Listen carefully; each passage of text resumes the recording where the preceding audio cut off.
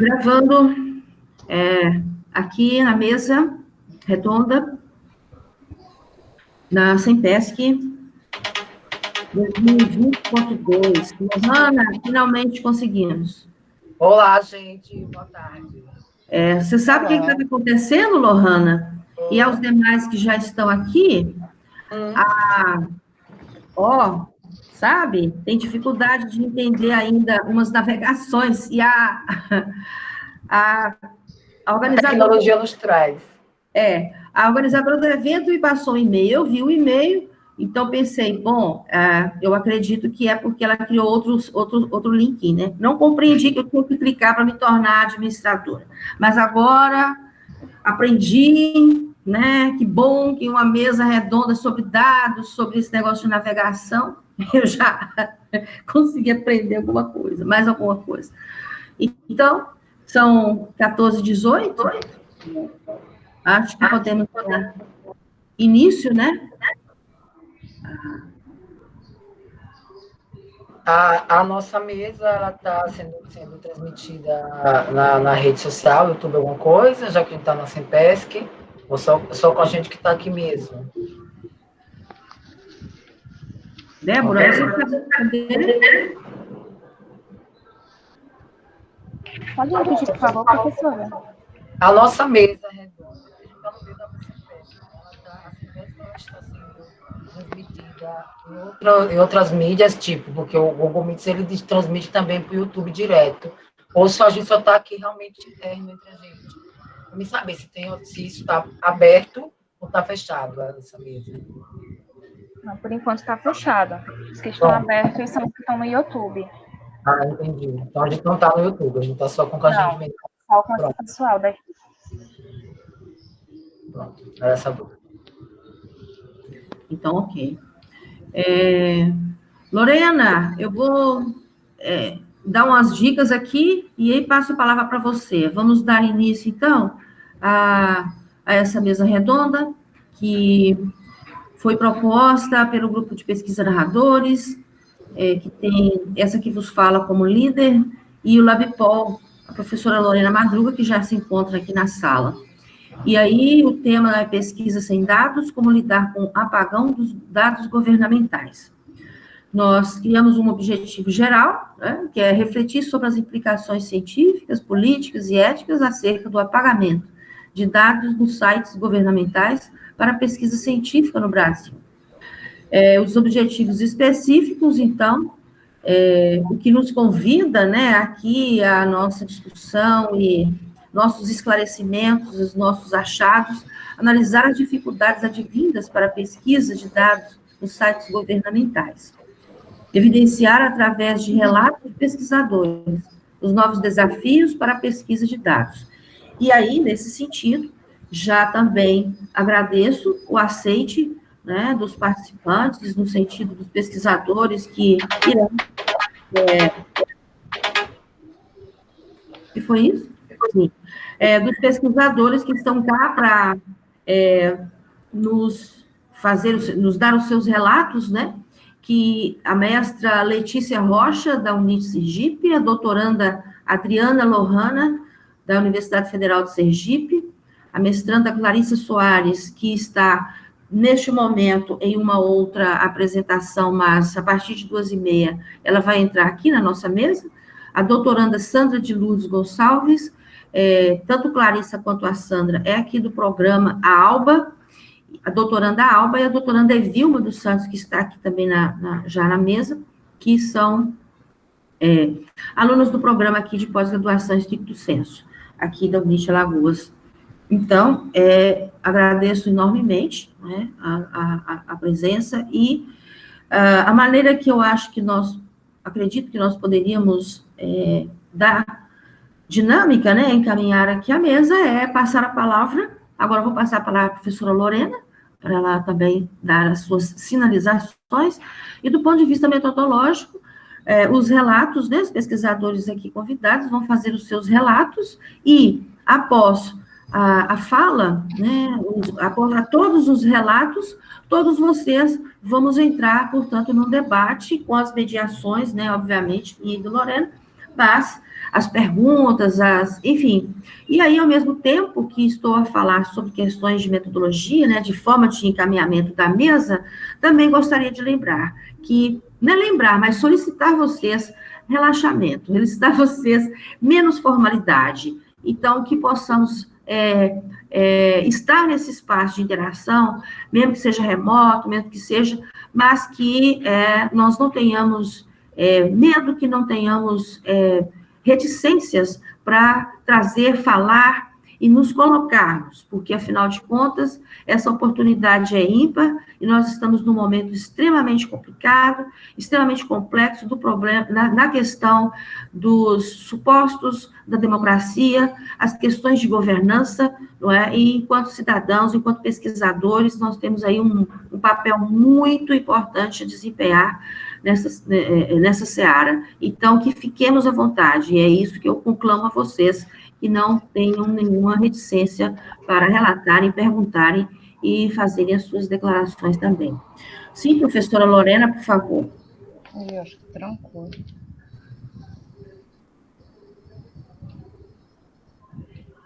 Está ouvindo, Lorena?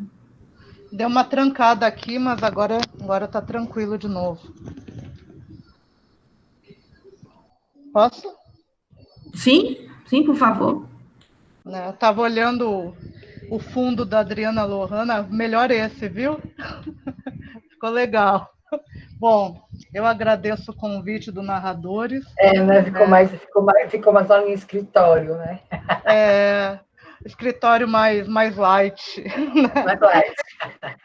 Né? Enfim, agradeço o convite da gente fazer essa atividade em conjunto, né? Eu estou aqui representando o LabPol, que é o Laboratório Interdisciplinar de Inovação em Organizações e Políticas Públicas. É um laboratório recente, não tem uma vida longa quanto Narradores, ele foi criado esse ano, mas já está, né, dando uma série de frutos. Né? Hoje eu não vou falar de organizações, que essa fala é de amanhã. Né? Eu entendi que a Gesana e o Narradores convidou o LabPol exatamente pela questão da política pública, né? Que esse problema que o narrador está colocando tem um impacto direto nas políticas públicas, então eu entendo que o LabPol está aqui por isso.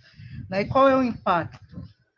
A gente tinha, há um bom tempo atrás, comunidades de políticas públicas sólidas, estáveis, né, que competiam entre si a partir, né, dos dados existentes para formular, implementar políticas públicas efetivas, né, com efetividade, sustentáveis.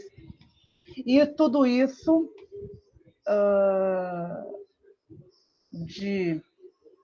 principalmente nos últimos 2 anos, isso ruiu.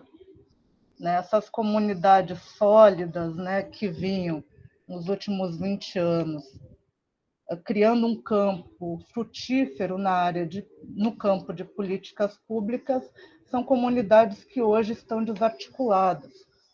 Né? E isso tem a ver diretamente, né, com a falta de dados governamentais. Né? São comunidades que, pela desestruturação que esse governo fez, elas não estão mais produzindo dados, não estão também acessando dados confiáveis, e aí está uma baderna. Eu vi uma live semana passada da Marta Rett, quem estudou comigo conhece bem a Marta Rett, e ela falou, olha, qual é o problema? A gente não tem governo. Né? Ou seja, a gente ainda tem burocracias estáveis, né, que continuam, principalmente burocracias federais, que ainda estão na linha de frente segurando algumas áreas, né, burocracias altamente especializadas, mas não tem coordenação, né, não tem governo, não tem política. E aí que é a grande questão, né? O que adianta tu ter burocracias altamente especializadas, estáveis, né, acostumadas a implementarem políticas até de alta complexidade, né, se não tem coordenação, se não tem o pessoal para colocar isso politicamente, porque você sabe que quem foi nomeado para uma série de secretarias são pessoas que não têm condições técnicas nem políticas de coordenar nada, né? A gente pode citar alguns casos, né, a Secretaria de Direitos Humanos e por aí vai. Então, essa é a grande questão, né? Sem governo não há políticas públicas. Então, né, eu acho que é uma escolha de tema muito feliz que a professora Gesana propôs, né, que o Narradores propôs, porque a gente tem, né, enquanto pesquisadores, também tornar isso um problema de pesquisa, né? Porque né? E vai ser nos próximos 2 anos se continuar assim. Né? Então, eu acho que é um problema que a gente vai ter que discutir realmente, né, friamente, né, encarar como um dado de pesquisa. Não é apenas um problema, hoje já é um dado de pesquisa. Então, só eu queria deixar essa fala antes de imediato da conversa, né, para colocar a importância dessa discussão, e por isso o Labipol está muito feliz de participar. E aí, a Gesana, não sei quem é a primeira que vai falar, né? A gente está aqui na mediação. Ok, Lorena, obrigada. E também reiterando, né? Realmente você tem toda a razão, e não é nem dado, para se pesquisar. Não é? A própria navegação, se for pensar em narrativas, navegar é um trabalho, é uma pesquisa, do jeito que está, não é? Vamos dizer assim, divulgado, né? As questões de governança, e você disse não tem governo, mas é uma pesquisa e tanto, assim, como registro, né, dessa precariedade, na verdade, para não dizer outra palavra. Desculpa, eu vou ter que sair de novo rapidinho, porque eu Aí tenho você que volta.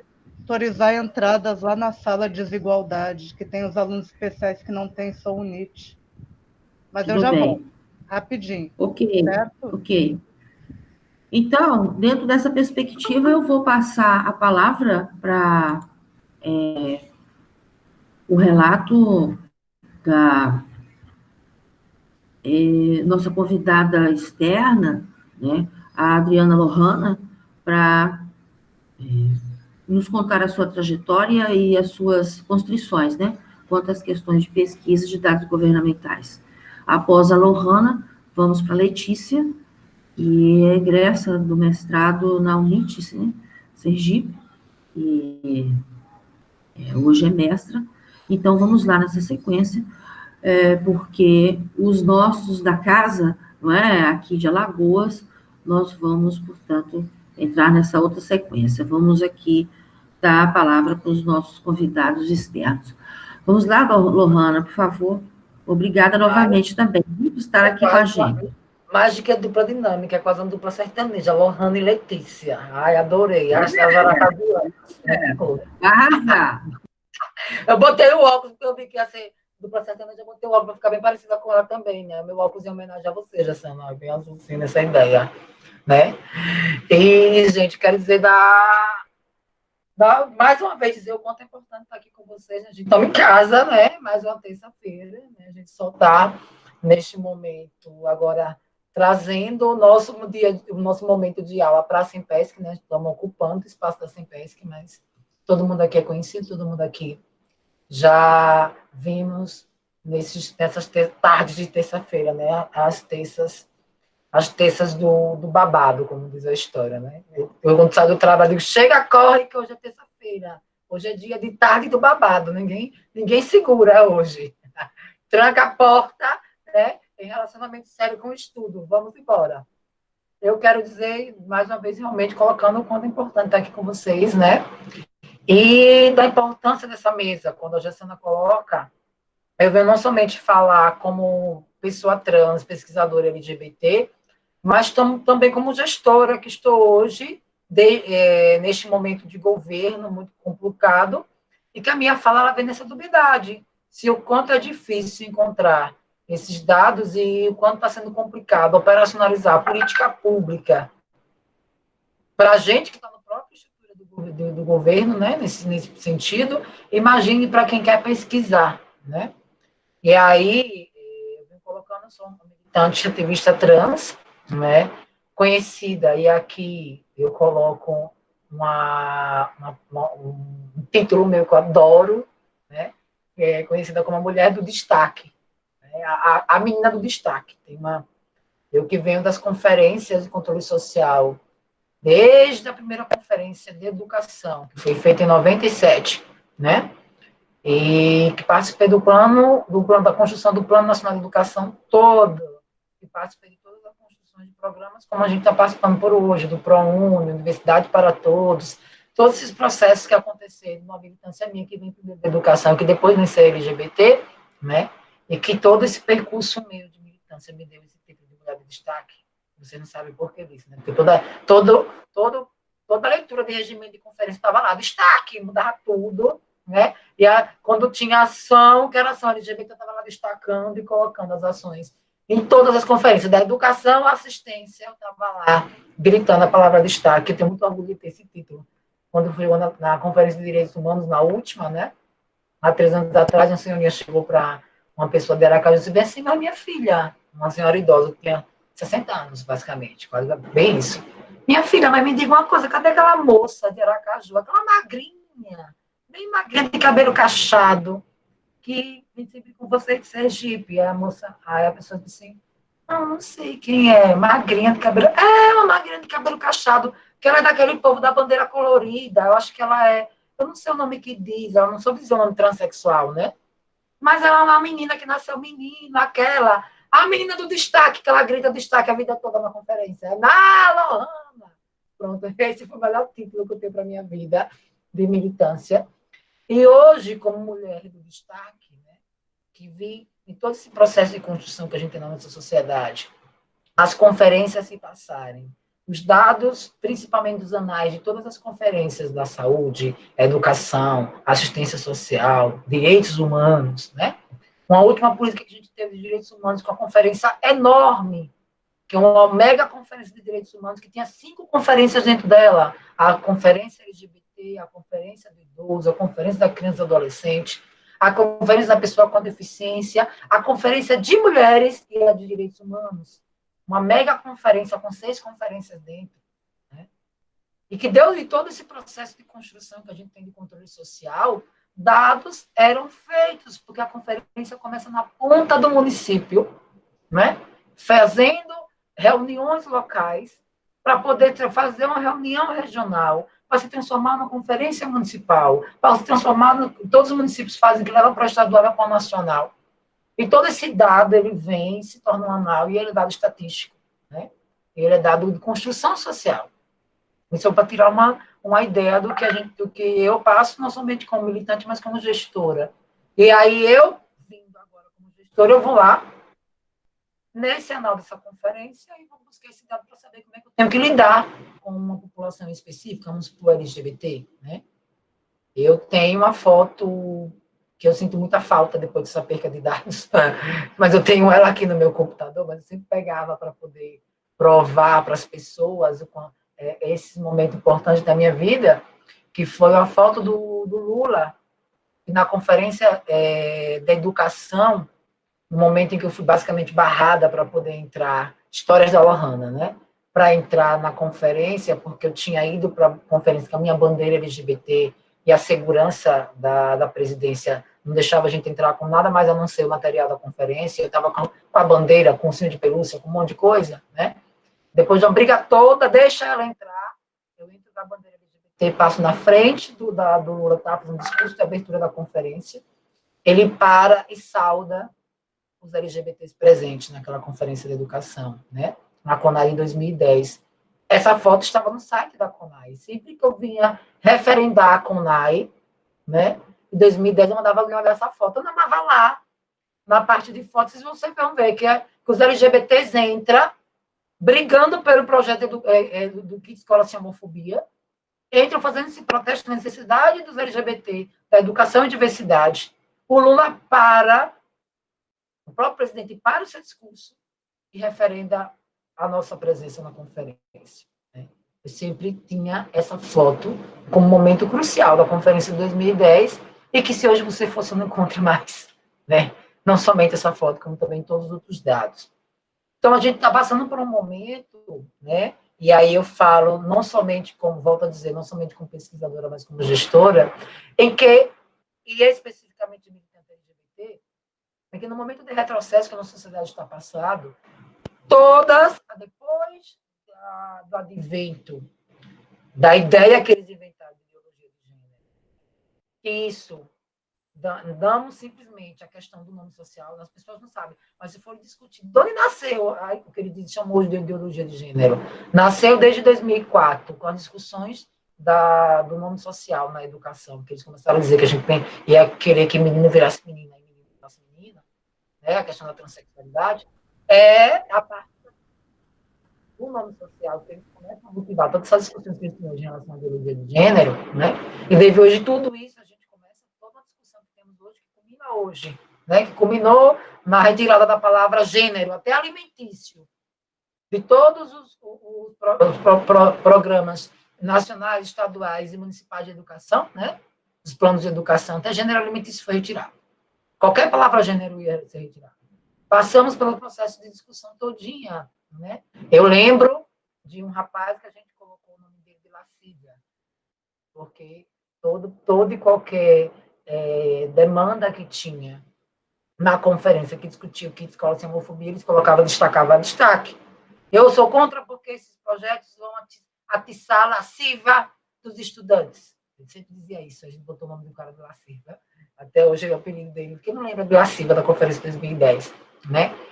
E a gente hoje se vê num processo de desconstrução desses dados, que não somente estatísticos, mas que são dados compilados e criados na sociedade a partir da luta do controle social e da organização da sociedade a partir da forma de controle social, né?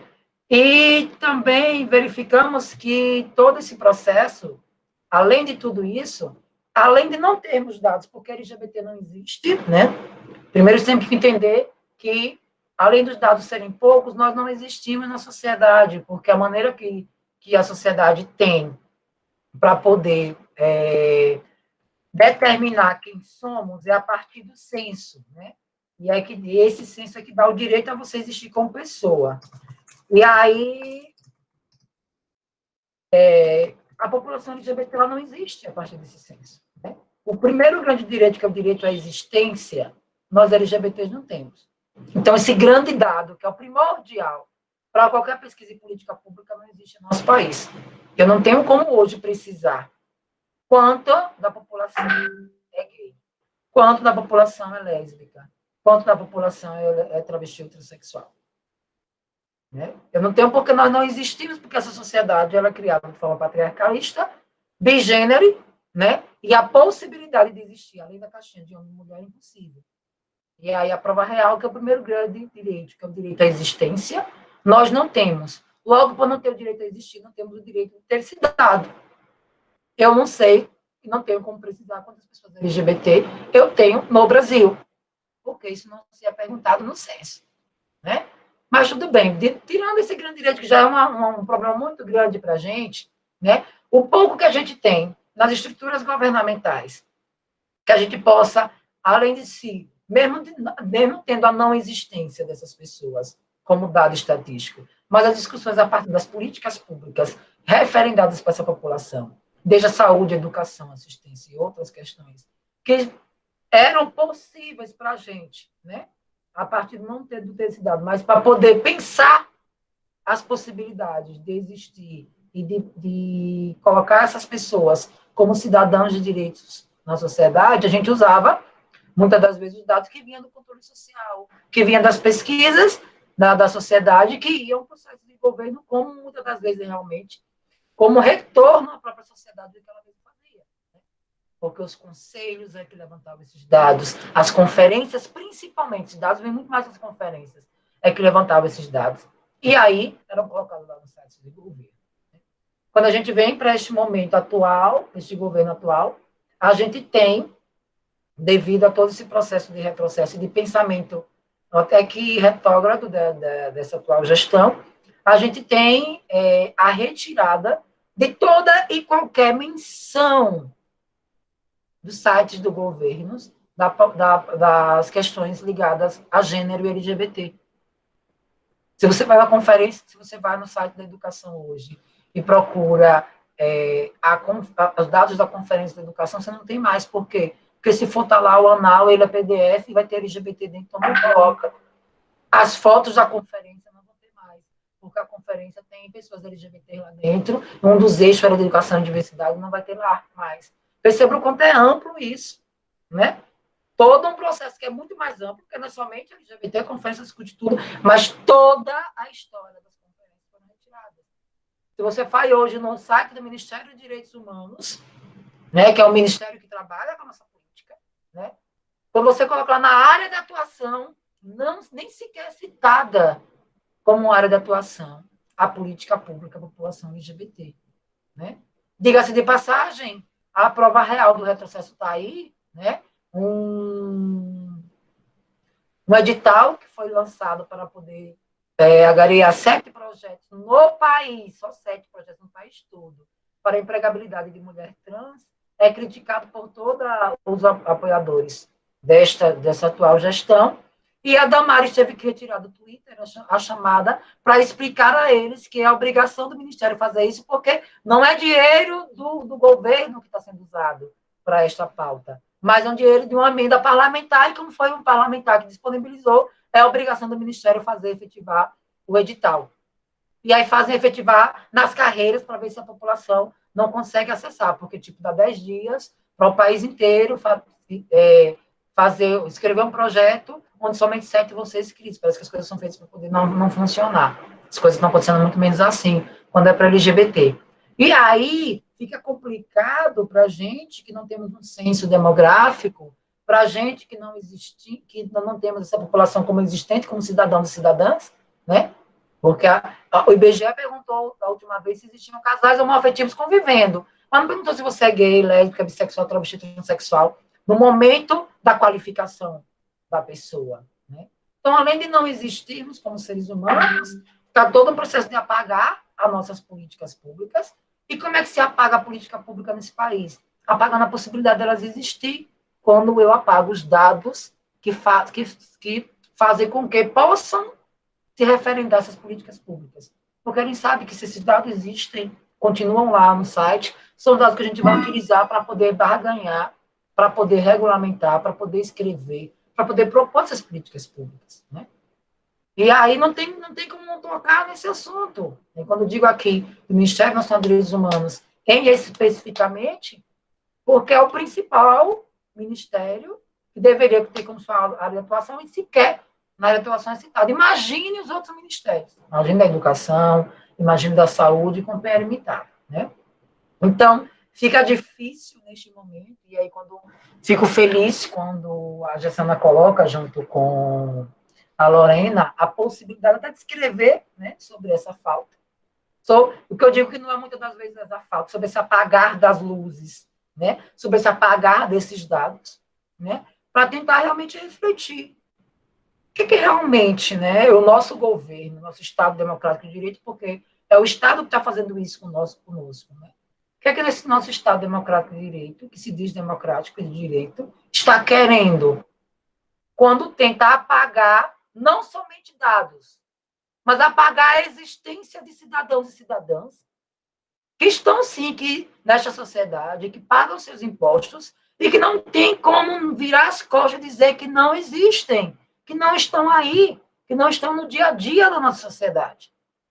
É como se pensasse realmente, se eu apagar os dados, se eu deixar de fazer com que deixe de existir nas nossas redes ou na nossa estrutura de governo, vamos ver se deixa de existir no país. Não sei o que eles pensaram com todo esse processo, mas são coisas para se pensar e se escrever realmente. Né? volto a dizer, eu sou a principal militante da educação. Para mim, é o que eu tenho mais de próximo de mim. São as conferências nacionais da educação, de saúde e assistência. São as principais que eu mais convivi, né?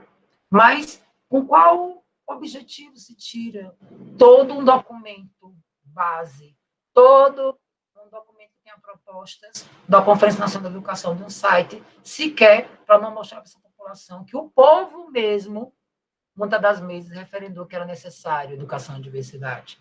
Está lá escrito. E aí eles só acham que eles não queriam que dissesse assim, não, peraí, olha, foi a população do Brasil que disse isso. Isso é um relatório da conferência. Né? Qual foi o motivo a não ser esse? Né? Qual o motivo de tirar que a área de atuação do Ministério dos Direitos Humanos é uma das áreas de atuação da população LGBT, a não ser a possibilidade de querer que a gente não vá cobrar o Ministério, olha, é direito de vocês, é dever de vocês, como área de atuação, atendendo a população, queira vocês ou não, porque também nós somos cidadãos. Né?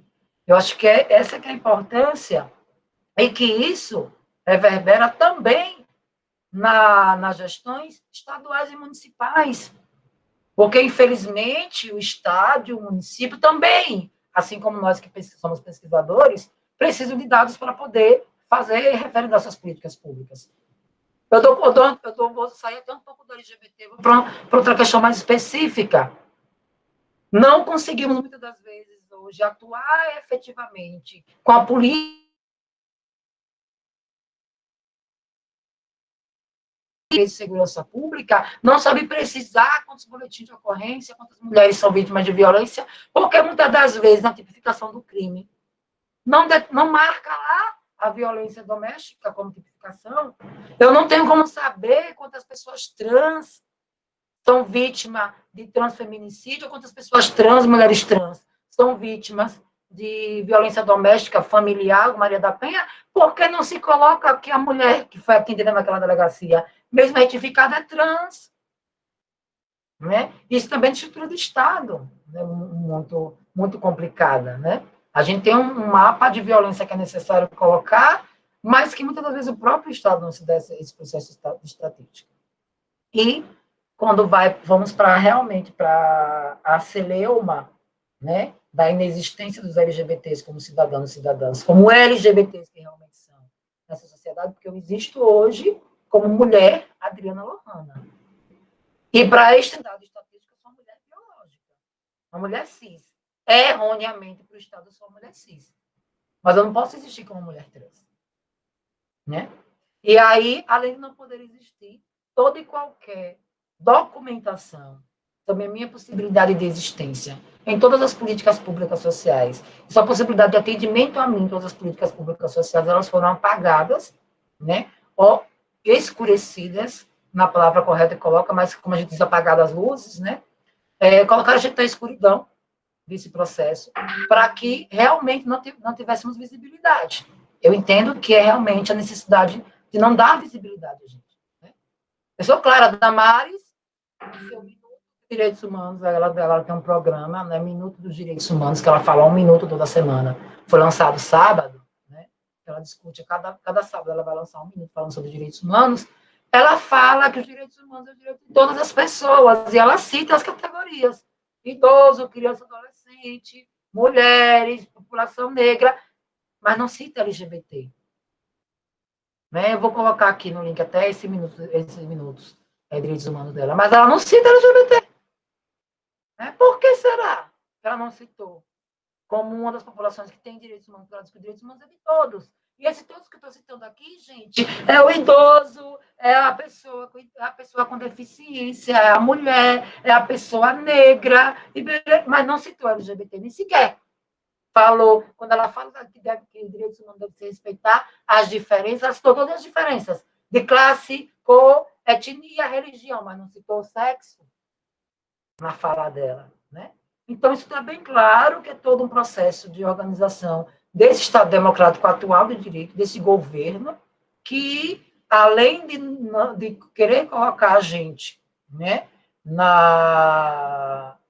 atrás de todo o processo de políticas públicas, deixar a gente sem política pública, quer apagar as possibilidades, não somente de existência nossa, como LGBT, mas também de possibilidades de que outras pessoas venham a pensar políticas públicas, pesquisa mesmo, ou que venham realmente criar dados, com estes dados, criar dados contra eles. Né?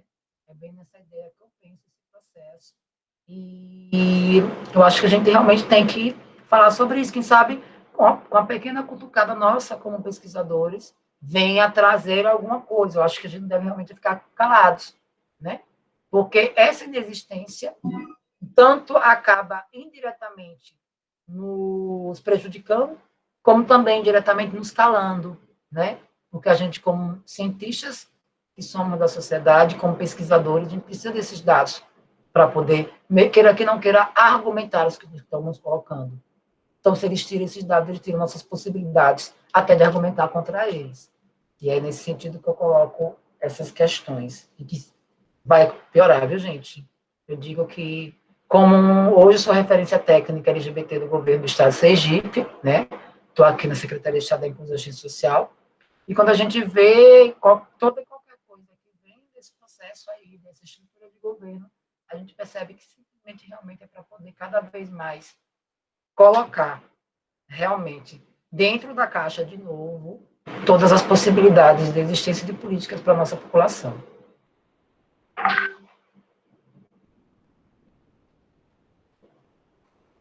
Ok, Lohana. Você encerra por aí sua fala, Lohana? Sim. Ok. Então, Depois. muito bem. Vamos dar encaminhamento, então, porque, Lorena, não sei quando você entrou, eu já tinha informado que vamos deixar os relatos, sabe, de todos que estão, e aí depois a gente abre para o debate, porque, né, tem todo aí um panorama. Então, eu passo a palavra para a Letícia Rocha, para também fazer a sua contribuição. Boa tarde, Letícia. Vamos cá.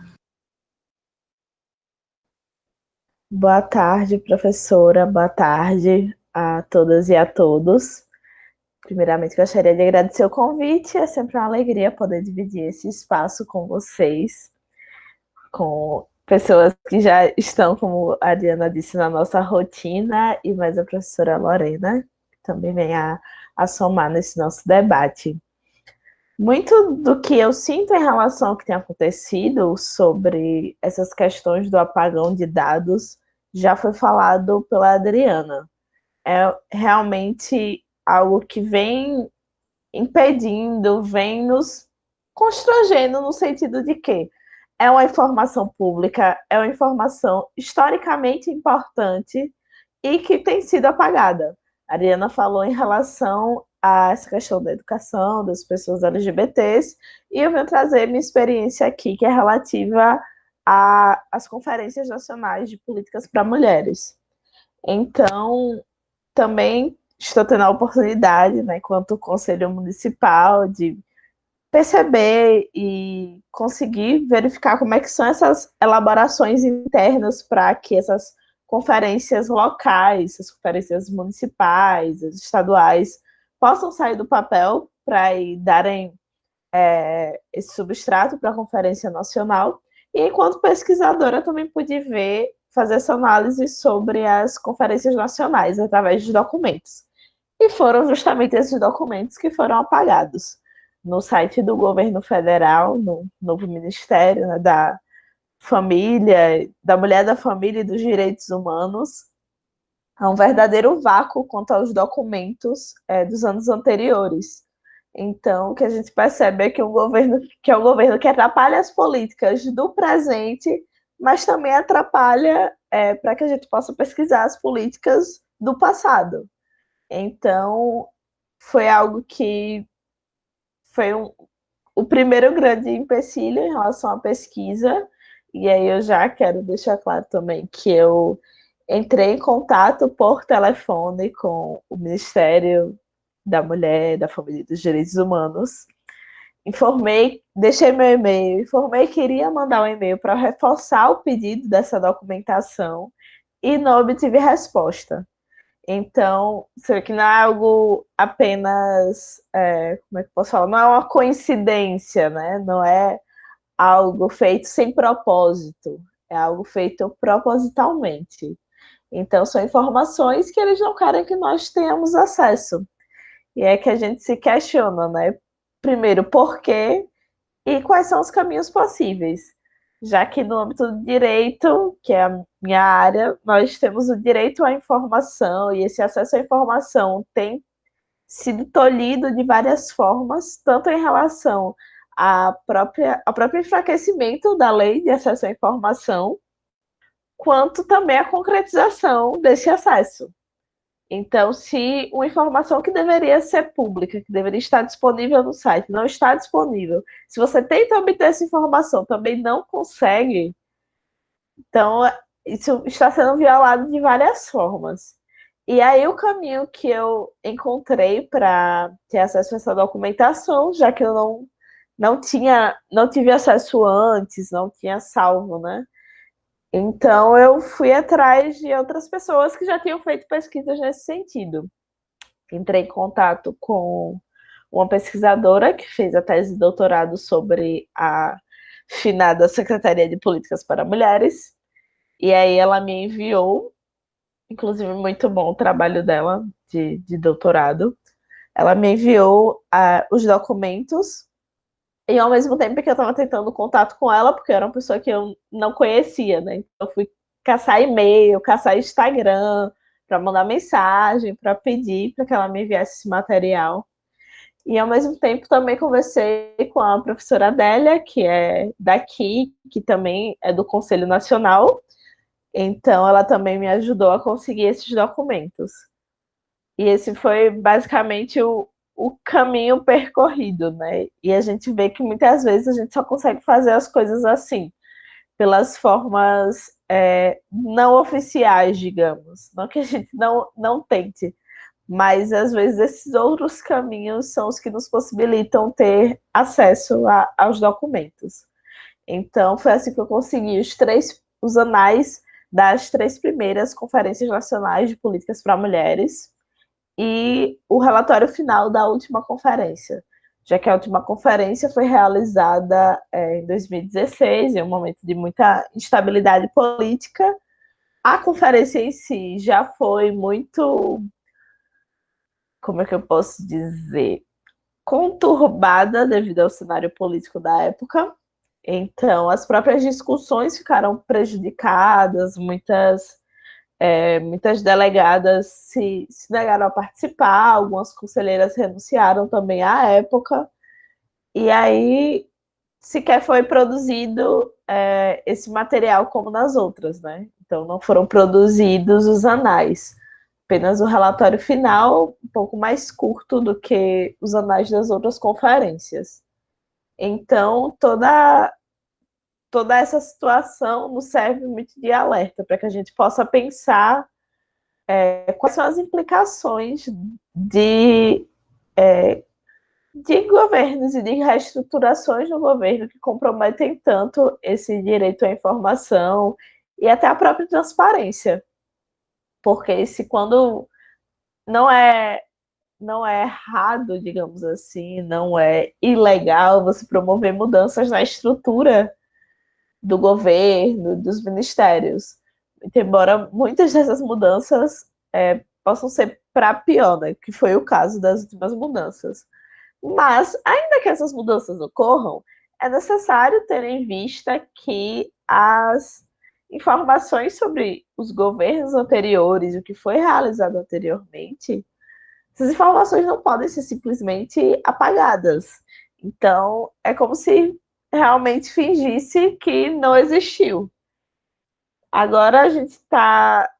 Foi adiada, né? Estava planejada para esse ano a 5ª Conferência Nacional de Políticas para Mulheres. E aí, se as delegadas quisessem consultar e saber como é que aconteceram as conferências anteriores, elas não iriam conseguir. Até é a questão mesmo de memória histórica, de compreensão de como isso tem sido feito. Até porque nada vem de graça, né? Nós sabemos bem. Então, essas conferências são resultado de uma intensa mobilização em todo o país. São resultado também, desde a primeira conferência, que só ocorreu em 2004, a partir de uma mudança no governo e desses parâmetros, da valorização das políticas públicas para mulheres, e de quando foi que começou-se a discutir com mais seriedade essas políticas. Então, não é que não houvesse nenhuma política, mas não havia esse importante espaço deliberativo, que são as conferências. Então, nesse encontro de sociedade civil e representantes do governo, há debates, há discussões muito frutíferas. Então, a gente pode encontrar ali muitas críticas ao governo, muita autocrítica, muitas vezes, dos representantes, porque, claro, quando a gente fala em governo, não é uma coisa só, né? São muitas pessoas que estão fazendo parte, com ideias diferentes. Então, é possível enxergar essas peculiaridades, é possível enxergar essas nuances a partir da análise do documento, já que talvez até se fosse realizada hoje, poderia ser feito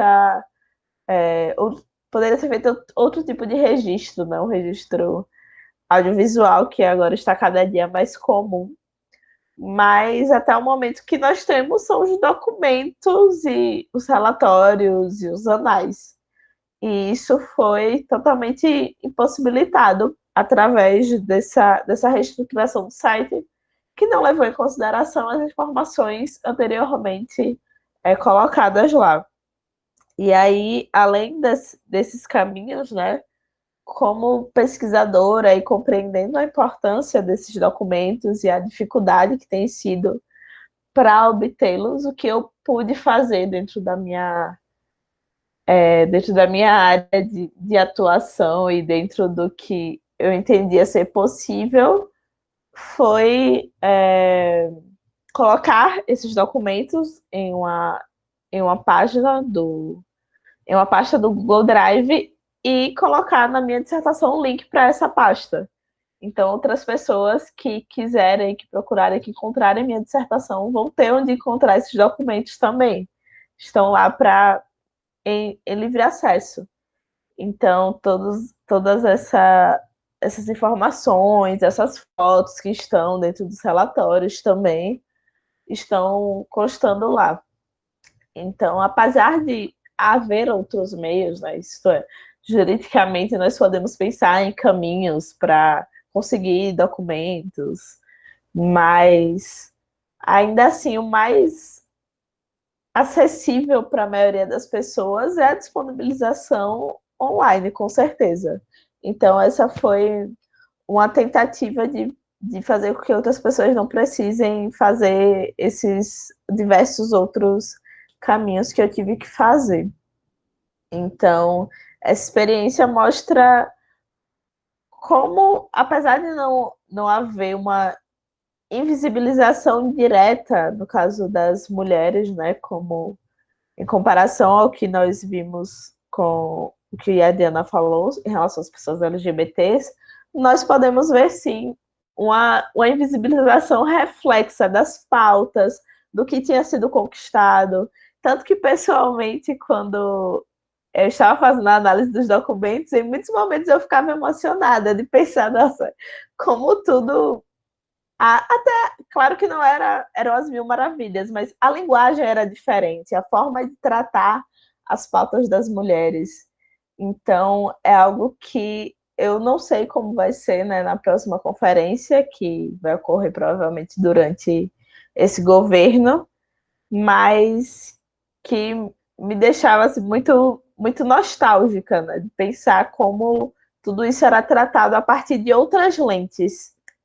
Então, esses documentos são uma memória muito importante e que precisa ser resgatada para a gente lembrar que dá para fazer, dá para discutir, que dá para concretizar políticas públicas para mulheres, apesar dos vários empecilhos, que existem possibilidades, que existem pessoas que estão debatendo, que existem pessoas que estão querendo trazer suas visões para esse campo participativo e para que a gente possa cada dia mais avançar nessa pauta. Eu agradeço novamente o convite e fico à disposição.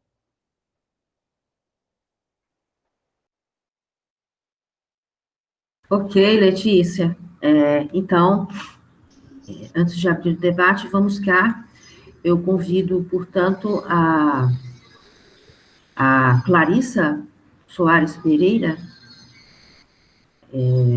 do programa aqui de Alagoas, do Estricto Senso, né? Aluna do mestrado. Clarissa, contigo a palavra, Clarissa, para nos relatar aí as suas constrições, as suas descobertas, suas questões ligadas aí a esse assunto. Bem-vinda e obrigada pelo aceite também, Clarissa, de estar aqui com a gente. Oi, boa tarde.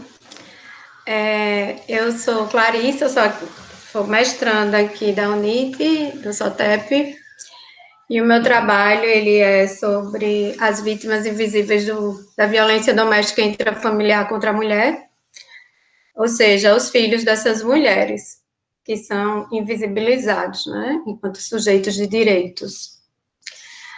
Quando eu comecei a pesquisar sobre o tema, eu me deparei com inúmeros apagões, né?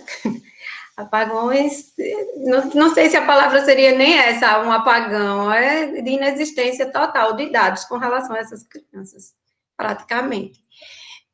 Eu só encontrei pouquíssimas informações, pouquíssimas pesquisas que falam sobre os direitos dessas crianças, né, dos filhos das mulheres que sofrem violência doméstica. Então, eles são as vítimas indiretas e reflexas, invisibilizadas.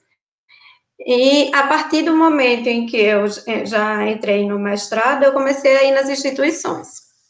E me deparei com várias situações parecida com o que as meninas se depararam, né, da ausência de informações e de dados e de ter realmente documentos ali que possam mostrar uma história de lutas ou uma história de dores, refletir a história dessas pessoas.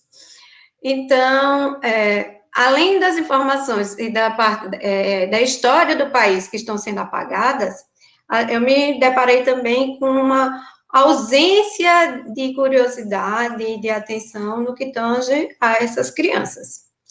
Por exemplo, a primeira vez que eu tive numa instituição, que eu falei sobre isso, ele disse que eu não ia encontrar dado em canto nenhum. Porque nenhum lugar que trabalha com violência doméstica, ele se preocupa com os dados relacionados aos filhos.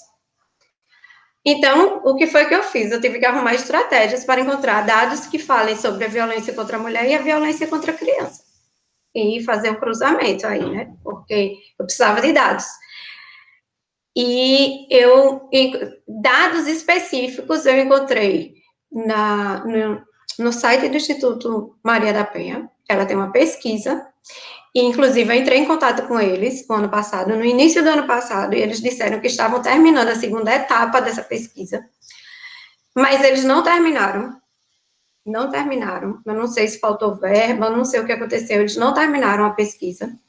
Então, mas eles trazem os dados aqui de Alagoas, no Nordeste, eles trazem os dados que falam, que tratam das crianças como vítimas invisíveis, e saiu uma reportagem acho que foi em março, na época, que a capa da reportagem da matéria é dizendo que, a matéria de capa da revista, dizendo que no ano passado ficaram 2.000 crianças vítimas em decorrência do feminicídio.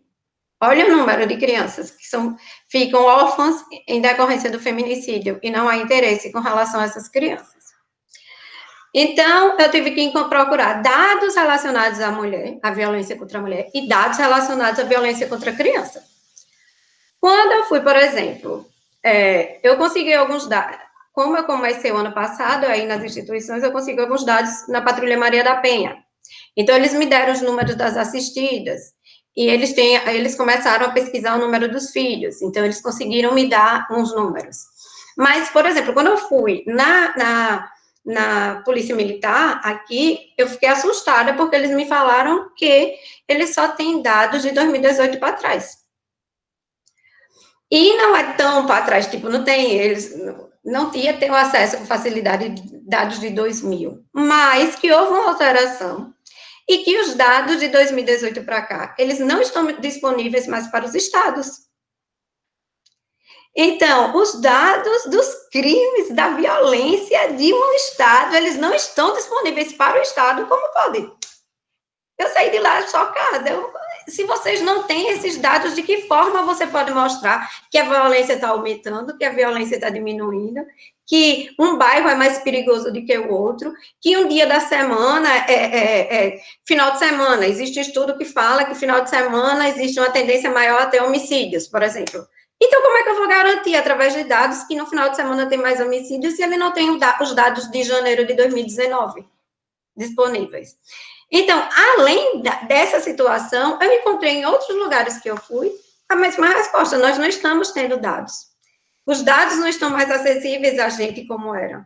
E o pessoal da PM, eles disseram que estavam entrando em contato com o Ministério para que eles pudessem ter um acesso a esses dados.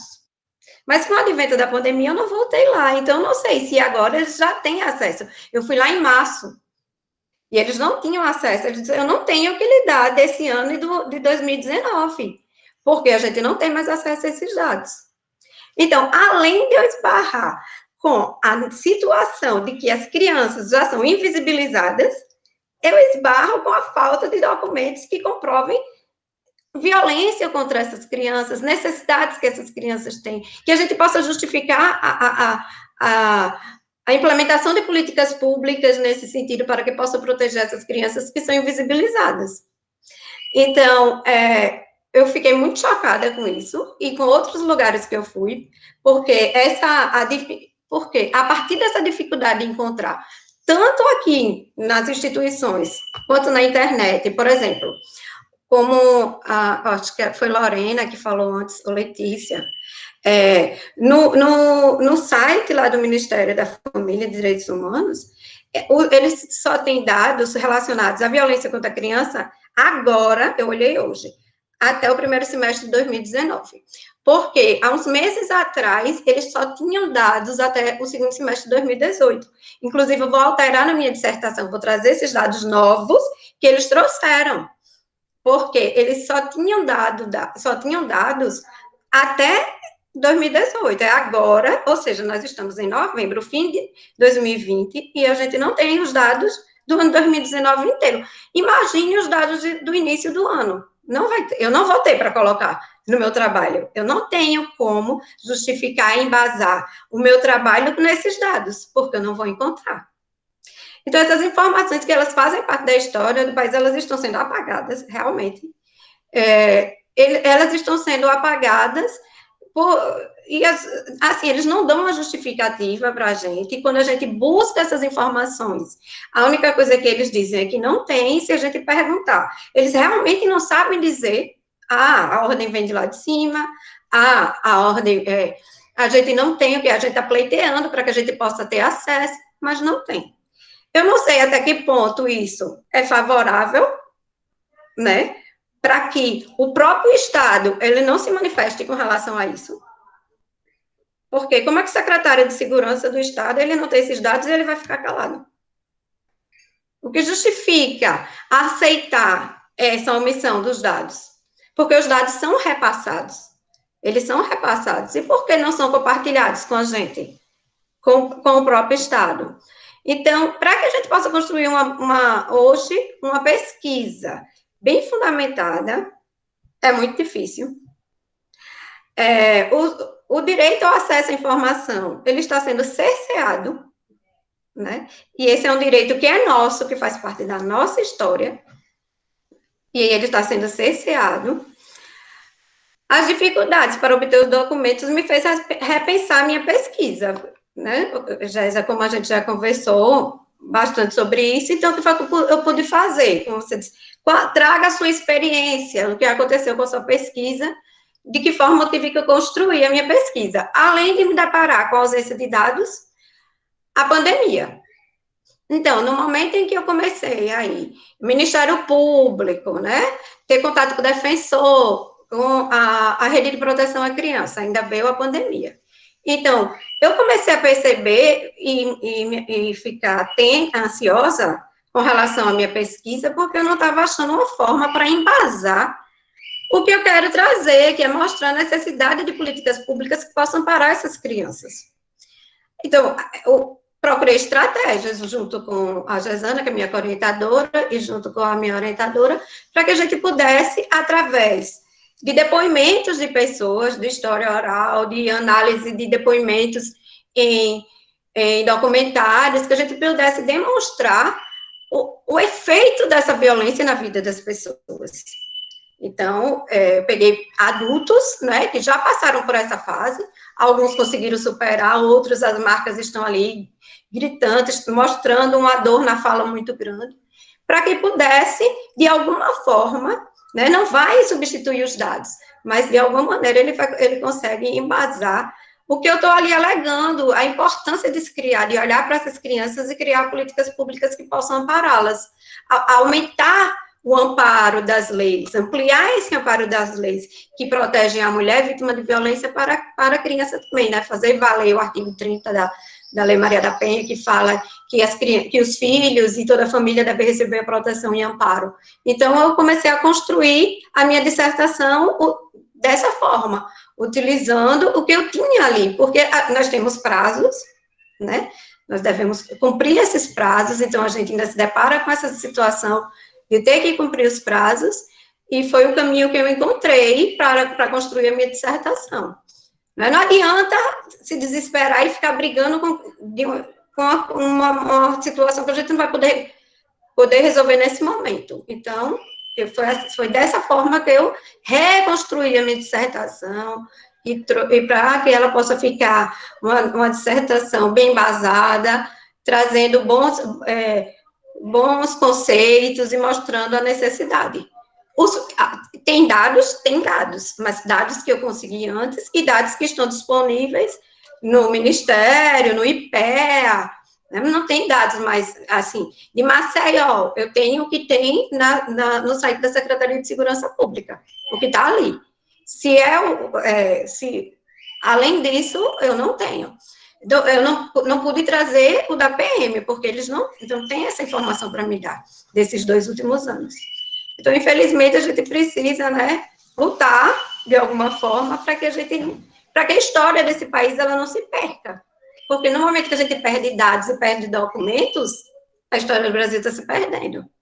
E logo eu, que sou uma pessoa que gosto dessa parte da história. Na minha dissertação, eu trago a história da criança desde do período escravocrata, desde de José Bonifácio, ele falando da representação, o que ele depois vou para Felipe Aires. Eu gosto desse processo histórico todo. E sem dados, a gente não pode fundamentar tanto. É isso. Espero que tenha contribuído de alguma forma com a minha experiência com relação à minha pesquisa e a necessidade de reestruturá-la. Obrigada, Jéssica. Obrigada a todos. Muito bom, Clarissa. Obrigadíssima. Nossa, também está somando aí. Então, na continuidade, a Sandra chegou aqui, ela estava apresentando numa outra mesa. Então, Sandra, boa tarde, que bom que você chegou a tempo chegou no seu momento. Então, eu vou passar de imediato, Sandra, a palavra para você, para que, então, depois a Evilma, nós vamos aqui ver se a Evilma está em condições de falar, mas eu acho que ela hoje está com problema de garganta, né? Mas depois a gente chega lá. Sandra, bem-vinda. A palavra está contigo, Sandra. Na sua apresentação, quem é você, para todos aqui que estão presentes. Boa tarde. Eu agora que li, quando você falou agora é sua vez, Sandra, que eu li aqui no chat, que era a minha vez, né? Então, meu nome é Sandra de Lourdes Gonçalves, eu faço doutorado. A minha orientadora é Lorena Madruga Monteiro, o meu co-orientador é o professor Val Clemente Júnior, e eu falo sobre a mulher na economia solidária, né? A questão da redistribuição, reconhecimento e representação da mulher na economia solidária sob a ótica da Rede de Economia Solidária e Feminista. Bom, esse trabalho é um trabalho extremamente gratificante e eu, pegando o gancho da minha amiga e companheira, né, de pesquisa, Clarissa, né, eu vou falar um pouco das vozes que eu ainda não escutei, de certo modo, né, que graças a Gesana, num trabalho que a gente vem fazendo juntas de pesquisa, algumas vozes já podem começar sendo vistas, porque a pesquisa eu não consegui ainda fazer sobre entrevistar, né? Porque a minha pesquisa eu vou fazer aplicar questionários, né? Fazer entrevista e participar de reuniões dentro desses empreendimentos para conhecer essas mulheres e como é que elas se posicionam dentro da economia solidária. Então, até o momento, eu ainda não fiz pesquisa, a pesquisa ficou para o período de março a agosto de 2021, esperando que esse período de pandemia, né, libere para que a gente possa fazer essas pesquisas da melhor forma possível. E aí a gente vem há um pouco conhecendo algumas mulheres dentro da economia solidária, aproveitando esse período de pandemia, através dos webinários, né, que assim eu pude conhecer vários empreendimentos de economia solidária que fazem parte da RESF, sem ter que me deslocar, né, então esses webinários ajudaram bastante, né, a ter uma visão da minha pesquisa, e também eu posso ter contato com empreendimentos que eu, até o momento, não tenho tido esse contato. Eu tinha mais alguma coisa, Gisele, porque eu só cheguei nesse pedaço final da Clarice, ela falando das entrevistas, né? Eu preciso falar mais alguma coisa, assim, eu não sei bem o que é. Então, Sandra, é o seguinte, sobre dados e sobre economia solidária, Okay.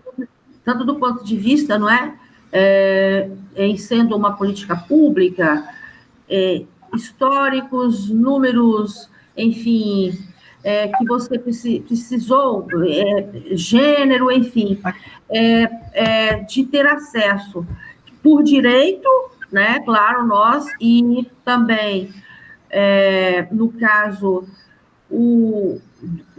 pelo lado do governo, disponibilizar, não é, esses dados em termos de direito à informação, se você teve pesquisando por dados e não encontrou esses dados, isso que a gente gostaria de saber no seu itinerário aí de pesquisa, onde que você esbarrou, onde que você aí está tendo dificuldades em ter acesso a dados, sendo que eles são de direito, entendeu?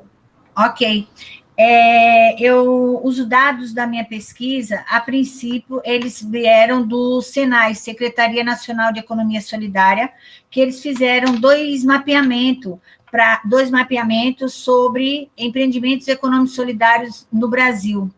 E eu iniciei por aí, esse mapeamento desses empreendimentos. Agora, entendendo que o segundo mapeamento, que seria o mais atual, ele é um mapeamento que veio de 2013. Então, esse mapeamento já não é tão atual, e isso gera um pouco de problema nesse sentido, porque a gente não pode fazer um mapeamento de campo até então, né? Eu usei também os dados do CEPLAG, que é a Secretaria de Planejamento de Alagoas, que eles fazem um levantamento relacionado aos empreendimentos de economia solidária do Estado, né? Então, eu também utilizei. O que eu tenho hoje é que Alagoas, que é um dado de 2017, que Alagoas tem 327 empreendimentos de economia solidária. A base desses empreendimentos são as mulheres, né? Porém, elas ainda são em sua maioria, continua invisível, né? Nós ainda continuamos, ainda achei dentro desse universo que as mulheres continuam com duas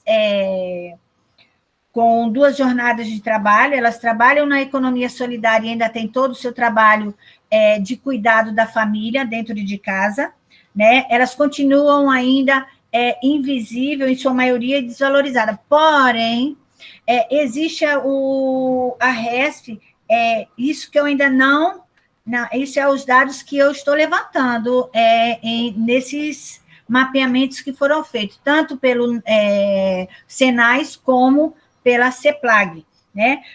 O nosso intuito é levantar esses empreendimentos de economia solidária, que, no caso, eu fechei em 6 municípios dentro de Alagoas, na microrregião de Penedo e Maceió. Então, são 6 municípios que vão ser trabalhados. Já por uma ajuda de uma pesquisa em equipe, já verifiquei que um desses empreendimentos, eles já não são mais economia solidária, então também tem que ser estudado esse levantamento, ele é de 2017, então tem muita coisa que se perdeu e a gente precisa fazer esse levantamento, né? Então, para poder avaliar como é que está a situação hoje das mulheres na economia solidária. Então, vão ser feitas, como eu disse, pesquisas, né, entrevistas com as gestoras da economia solidária de empreendimentos majoritariamente femininos, e também participação nas reuniões dos empreendimentos, para que a gente possa conhecer a questão de participação das mulheres dentro do empreendimento, né, para poder dar andamento à pesquisa. Mas que a gente fez esse levantamento de um mapeamento que está atrasado, né, então isso dificulta um pouco o trabalho da pesquisa, que a partir do ano que vem esperamos poder fazer um trabalho de levantamento nesse sentido, de ver o que que ainda tem dentro desses municípios de economia solidária, para que possa ser trabalhado essa questão da justiça de gênero dentro da economia solidária. Sandra, posso fazer uma parte? Pode. Então, eu acho que no campo da economia solidária, o que é preocupante em relação ao padrão de dados, no sentido, Sandra, dos dados não estarem mais sendo disponibilizados, né, dados secundários, né, dados de governo ou que vieram da sociedade civil e são incorporados pelo governo. Eu acho que o que é preocupante, mas aí é anterior a essa não política atual, né, a esse governo atual, é o fato, né, do censo, né, que era feito pela secretaria.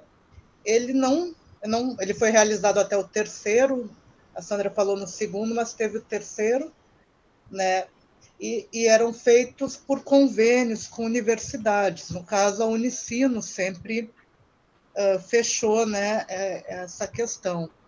Então, há muito tempo que não se tem dados sobre a realidade da economia solidária como um todo no Brasil.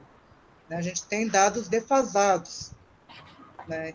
Então, para uma pesquisadora de economia solidária, independente do objeto dela, isso é altamente preocupante, né? Claro, isso já é anterior isso é segundo o governo Dilma, que já não teve mais, né? Anterior ao atual governo, mas provavelmente não terá. A Secretaria de Economia Solidária, ela está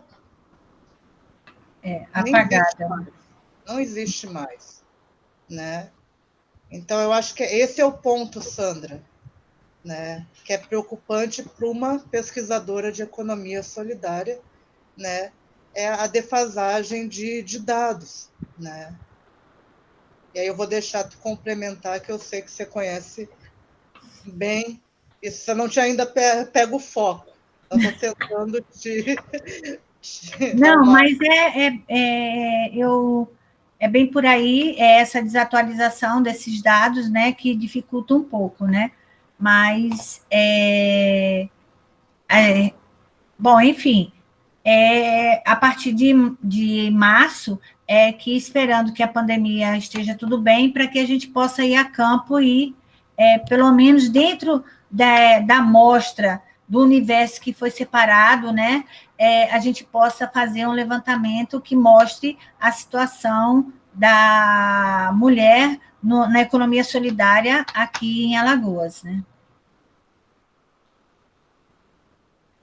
Ok, Sandra, obrigada. Lorena, você quer... Então, aqui, deixa eu só comunicar uma questão. A Evilma dos Santos, doutoranda aqui do Stricto Sensu, também está aqui na sala, foi convidada. Ela trabalha, a tese dela está ligada ao programa Mulheres 1000. Então, só que eu gostaria pelo menos a Evilma sinalizasse aqui no chat. Ela está com a garganta estourada. Eu vou tentar, Gesana. Não sei se Vai vocês tentar? vão... Vou tentar. Se você conseguiu, dê um você inteira para a gente aqui, porque como você trabalha com o programa Mulheres 1000, tem muito a contribuir. Eu vou... Tá, mas se Lorena quiser falar antes, pode falar, Lorena. Não, vamos deixar a discussão para o final, né, Jess? Tá, pronto. Boa tarde, né, a todos e a todas. Como a professora Gesana bem colocou, ela é minha orientadora. E aí, a nossa pesquisa, ela está voltada, né, para o programa Mulheres 1000, enquanto política pública, né, voltada para a questão de gênero. Era um programa, né, na verdade, era porque ele finalizou, deixou de ser ofertado em 2018, e aí o programa é voltado para a profissionalização, né, de mulheres em situação de vulnerabilidade social.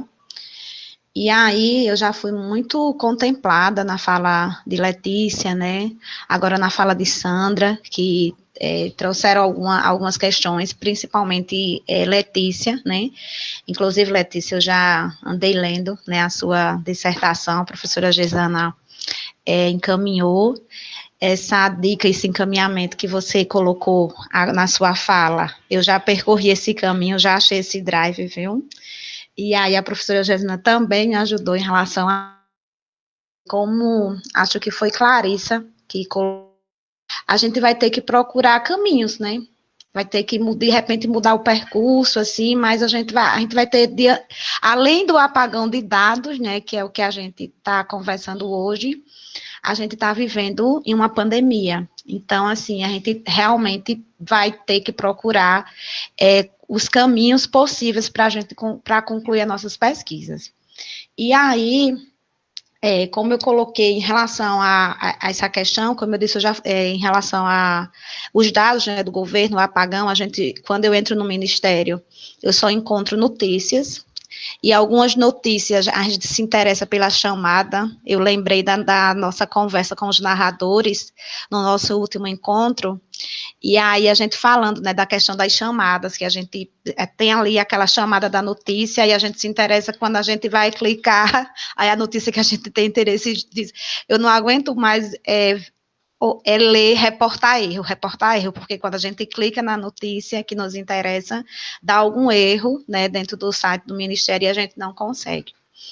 E aí, nessa luta pelos caminhos, né, de conseguir dados, eu e Gesana vem aí numa luta para conseguir reunir os dados do programa Mulheres 1000 dentro, né, no estado de Alagoas, né, por enquanto a gente está tentando esses dados aqui no Instituto, né, que é onde eu atuo, no Instituto Federal de Alagoas. E aí, esses dias eu eu conversei com algumas pessoas que trabalhavam no programa, e me deparei com o seguinte e-mail. Eles diziam que o Instituto, né, informou isso, que não estavam conseguindo encontrar as informações que eu solicitei, porque até 2019 era outra gestão, era outra pessoa, né, que estava na Pró-Reitoria de Extensão, e essa pessoa não tinha passado os dados. Aí eu disse, como assim, gente? Como é que existe uma pró-reitoria, né, e aí sai o pró-reitor e apaga-se todas as informações? Como é isso? Né? Aí eu tive percorrendo esse caminho, como eu disse, né, procurando uma solução, aí eu fui conversar com a supervisora, né, que ajudou muito, mas a resposta dela também não, praticamente foi a mesma, de dizer assim, eu não estou mais no programa, eu não posso mais passar as informações. Fui no SISTEC, que o SISTEC é um sistema de registro, né, da rede federal, que ele divulga, onde a gente encontra essa divulgação de dados, de validação de curso, onde a gente vê, por exemplo, que a primeira informação que eu queria do programa era em relação a quantas alunas, né, foram atendidas, quais são, o número de alunos que evadiu, o número de alunos que concluiu, para a gente ter uma noção de quantos alunos, de quantas mulheres foram atendidas por essa política pública no Estado, né, para a gente fazer aí o recorte, né, da pesquisa e tudo mais. E aí a resposta que eu tive foi essa. Primeiro, a coordenadora, ela se disponibilizou, né, a ex-coordenadora se disponibilizou a conversar comigo, a passar a experiência dela dentro do programa, mas os dados oficiais que eu preciso, eu estou tendo dificuldade dentro da instituição que eu trabalho. E aí eu vi vocês falando muito, assim, de dados de outras instituições, mas você tem dificuldade na própria instituição, né? E aí eu estou aí nessa luta, né, desse apagão de dados, como a gente já colocou. No SISTEC, eu não encontrei, né, nada referente ao programa, existe uma cartilha de metodologia, mas, assim, os dados oficiais do programa não existem, né? Fui pela via do Pronatec, porque o programa, entre 2008 até 2013, ele era via LOA, e aí, assim, ele não tinha, e depois ele começou a ser ofertado pelo Pronatec, a gente disse que ele deixou de ser o primo pobre e passou a ser o primo rico, porque aí começou a vir recursos para o programa. Então, deveria, nos arquivos do Pronatec, deveria também ter registro do programa, e eu não encontro, né, assim, esses dados. E é como todo mundo, assim, é como eu disse, eu já fui muito contemplada na fala de quem já falou, né, das meninas, e aí, porque é isso mesmo. Agora, o que me surpreende, né, em relação à minha pesquisa, é a dificuldade dentro da própria instituição que eu estou. Então, a gente não ter esses acessos, né. Eu estava falando com Gesana esses dias, de que a gente falando da pesquisa, de apagão de dados, e eu falando que eu faço parte dos certificadores do INEP, né, que são as pessoas que, no dia da prova do Enem, vai para as instituições, vai na escola para validar o processo. Eu faço parte desses certificadores, eu acho que há uns 4 anos. E quando saiu o edital, que nós fomos convidados a participar, simplesmente o nosso cadastro sumiu. Não tem mais nada da gente. A gente entrou na página do INEP só para se inscrever ali naquele edital, mas a gente já tinha um login, a gente já tinha uma senha, já tinha o nosso... Eu nem sei onde estão meus certificados mais de certificador dos anos anteriores, porque tudo sumiu. A gente teve que fazer outro cadastro e... eu estou querendo, na verdade, desistir de ser certificadora, porque eles nem divulgaram, o resultado saiu, né, das pessoas que irão ser certificadores, porém a gente não sabe o resultado. É para aguardar que vai receber o e-mail. E antes saiu o nome de todo mundo, né? A gente sabia já mais ou menos onde era que ia trabalhar, chegava a demanda, e agora está muito, assim, é muito segredo com esse Enem, com essa certificação do INEP. Então, eu nem sei se eu vou participar de sendo certificadora na prova do Enem, porque eu estou achando tudo muito, sabe, sem muita informação, está muito confuso. Então, era essa, assim, a gente, professora, fica à disposição para, se alguém quiser, assim, fazer alguma pergunta, tiver alguma, a gente abre agora, não sei, para o debate. E aí, mas é isso, são essas as dificuldades e os caminhos que eu estou tentando percorrer para concluir a pesquisa, para dar encaminhamento, na verdade, na minha pesquisa. Obrigada, Vilma. Você fez o esforço, né, aí sobre sua garganta, de trazer essa contribuição. Veja que a procura de dados para sua tese, o próprio caminho da procura de dados já é um dado, né? Enfim, Lorena, vamos encaminhar, então, o debate. Eu gostaria que você, então, desse esse start, na medida em que talvez você pudesse colocar uma linha, né, assim, de raciocínio, ou encaminhar a maneira que seria esse debate, com algumas colocações prévias, talvez, enquanto cientista política, e que pesquisa, gestão, controle, participação, como é que, a partir de todos esses relatos, você pode sinalizar para abrir o debate, para alternativas, enfim, a sua maneira que você está fazendo leitura de todo esse cenário, para a gente abrir para o debate. Então, eu pensei em algumas, como é que eu posso dizer, algumas impressões que eu fiquei para estimular que todos participem, enfim. O relato da Adriana Lohana me tocou muito, porque eu lembrei de tanta coisa, né? Eu já trabalhei com as conferências de segurança alimentar, já trabalhei com conferência de educação também, né? E me lembrou um aspecto que a gente vem discutindo na ciência política mais recentemente, né?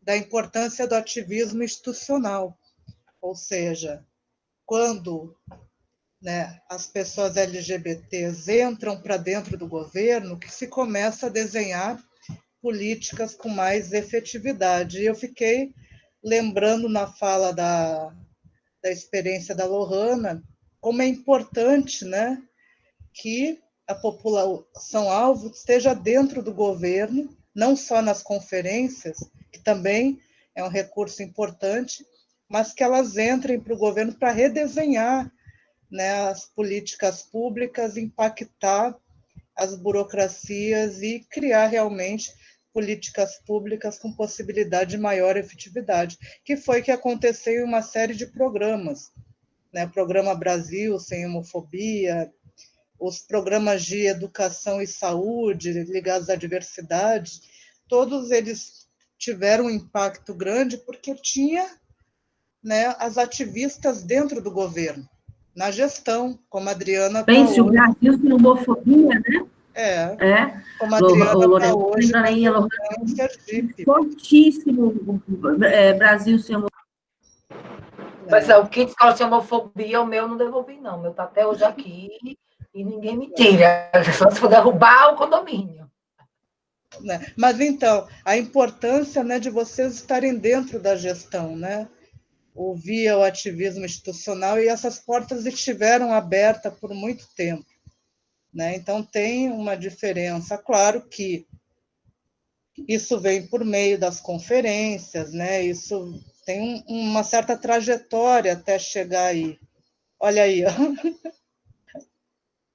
Ó, Escola Sem Homofobia, do Ministério da Educação.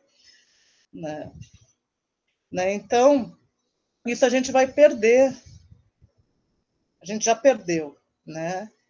Essa qualidade de debate dentro do governo a partir dos próprios sujeitos, isso está perdido.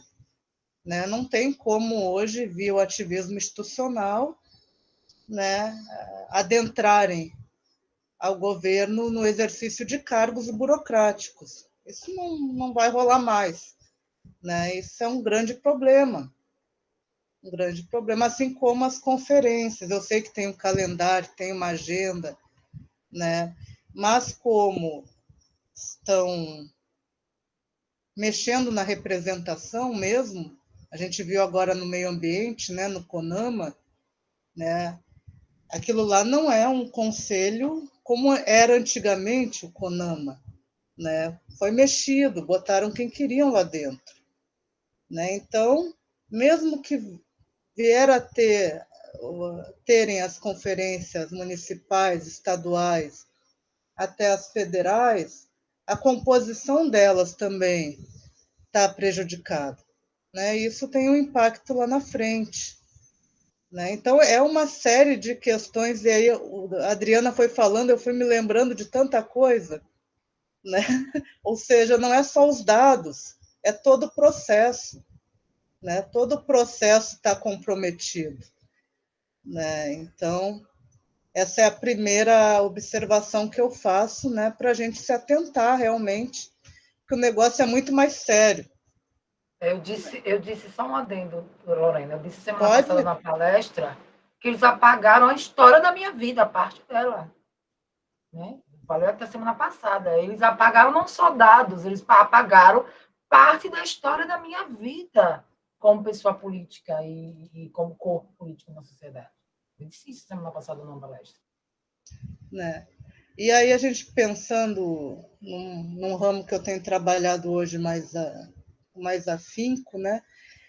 Eu estou lembrando muito os anos 90, ou seja, as organizações da sociedade civil pegando tudo, né?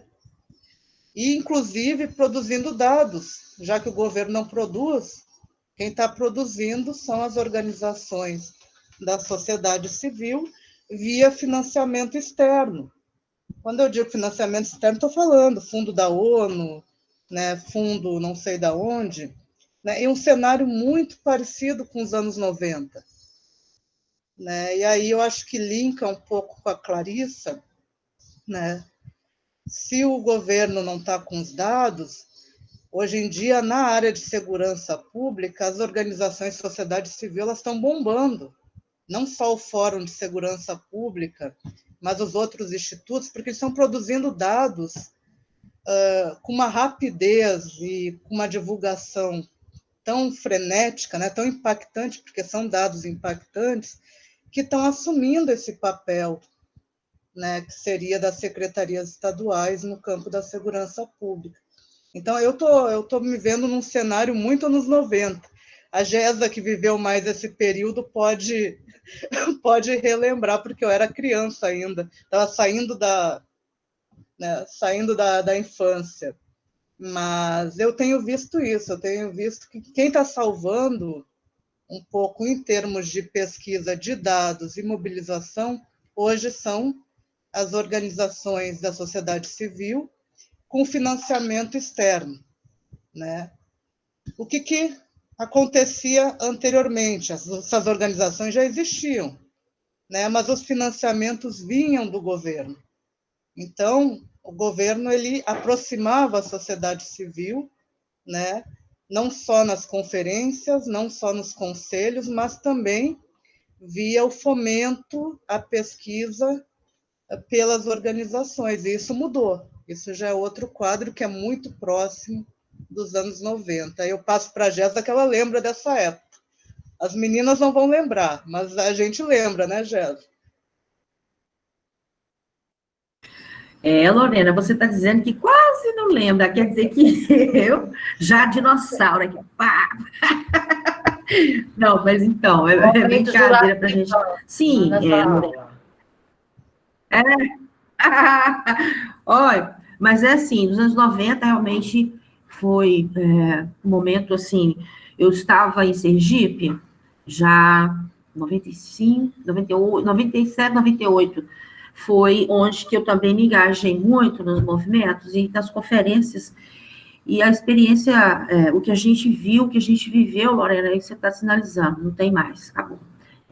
Esse protagonismo, né, esse ativismo, o sujeito enquanto controle e participação, sabe, eu ficava muito emocionada indo para as conferências nos interiores, né, municipais. Então, Lagarto, Porta-Folha, enfim. E o modo de participação das mulheres, né, quando, assim, era algo... Ou seja, eu acho que eu não consigo relatar, assim, na questão do que a gente sentia na interação, na consciência, sabe? Vamos dizer assim, na realidade de que existe um Estado, existe uma nação, existe um governo, então que eu sou, sabe? Você via de todas as gerações, mulheres participando, né? E você via a geração as mais idosas, vamos dizer assim, mesmo assim, sabe, sentir que, epa, eu existo e estou sendo representada. Isso é que nos traz nos trouxe aqui para pensarmos sobre isso, né? A Lohana levanta uma questão que eu não tinha tido apagaram a história dela, Lohana. Vocês imaginam? Olha, por exemplo, essa geração conhecer através do ativismo institucional a presença e o protagonismo, vamos pensar, movimento feminista, movimento LGBT. Como? Sim, a não ser, né, o que já foi registrado a partir de quando havia esses dados, essa categoria de dados, né, essa produção de dados, esse tipo de ativismo. Então, assim, é lamentável. Lohana lembra muito nos 2003, né, Lohana, 2006, algo assim, né? A gente estava engateando, né, Lohana? Trazendo para dentro da UNIT, por exemplo,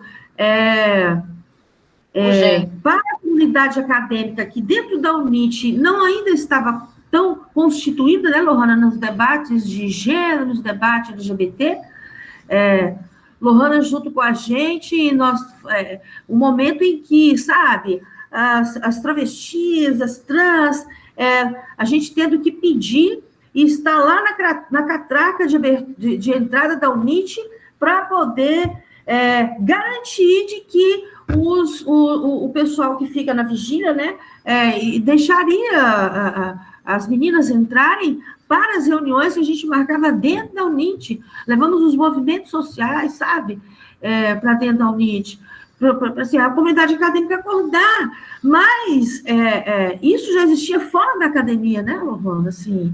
E é incrível que a gente contou, eu estou te contando histórias, porque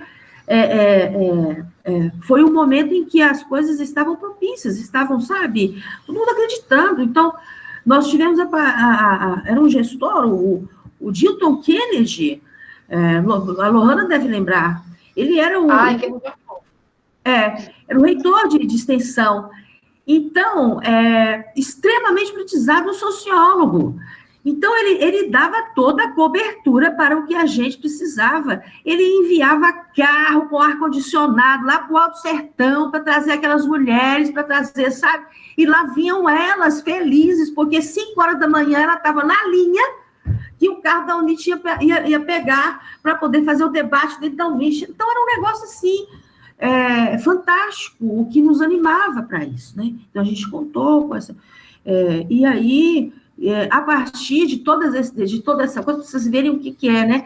O que teve de dados, de produção de dados dentro do curso de serviço social, por exemplo, né, Lohana? E tantos outros, com os TCCs, com os ICs, que advieram depois que todos esses movimentos, todos esses, né, esse ativismo adentrou na universidade. Então, assim, o que tivemos de TCC, de dissertação, com produção de dados, mulheres da política, sabe, economia solidária, foi impressionante. Então, se você vai num acervo, você tem, então, aquele circuito, né, ciência, pesquisa, universidade e a produção de dados para governança, não é? E para implementação, criação de políticas públicas, avaliação e implementação. Então, esse circuito estava muito salutar naquele momento.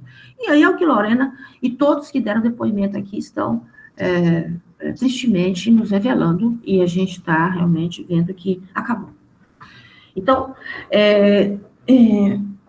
por exemplo, Jéssica, se a gente pegar, se a gente trabalhar uma pesquisa bibliométrica, né, no Brasil, né, e pegar todas aquelas pesquisas que usaram os dados das conferências, isso vai ser um universo enorme, né? O que embasaram uma série de pesquisas, eu acho que a Letícia talvez tenha esse dado, que ela deve ter feito alguma revisão, né? Mas são inúmeras pesquisas que trabalharam com dados das conferências, né? Não sei se a Letícia quer falar, acho que ela deve ter esse dado, né?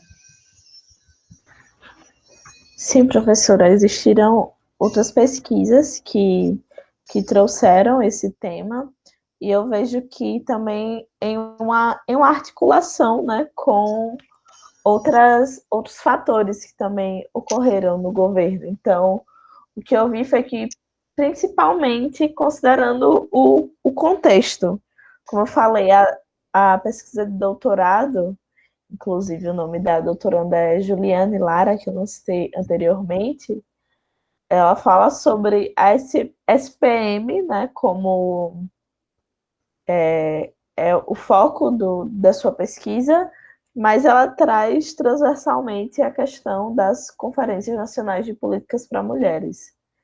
Isso sem falar enfim, pesquisas que são de diversas áreas, né? Então, por mais que o programa da Unicef de Sergipe seja na área do direito, que a gente pode perceber durante esse tempo é que é um tema que pode ser abordado em diversas áreas. Então, desde a história até as ciências sociais como um todo, ciência política. Então, eu pude encontrar diversos trabalhos nesse sentido, sim. E tem muito, sim, não só na área da mulher, tu tem na economia solidária, tem economia solidária menos, na segurança alimentar tem muita Segurança coisa, tem. muita coisa. Na saúde do trabalhador, eu mesmo orientei um trabalho aqui na UNIT de TCC, que o material empírico eram todas as conferências, né? E um material riquíssimo, né? Rico mesmo. Então, isso aí tudo se perde, como disse a Lohana, né? A gente perde essa memória. Em termos empírico é uma memória, né? que gerou uma produção qualificada de conhecimento por um bom tempo. Foi um bom tempo mesmo. Veja só, então, já estamos aqui num calor de debate, então já está aí o debate. Estão todos convidados, então, aí para se colocarem, fazerem perguntas, fazerem relatos, enfim. Está aberta a participação, e sempre estava, né? Franqueada a palavra, assim, para Pessoal, participações. a Letícia está no doutorado, Letícia?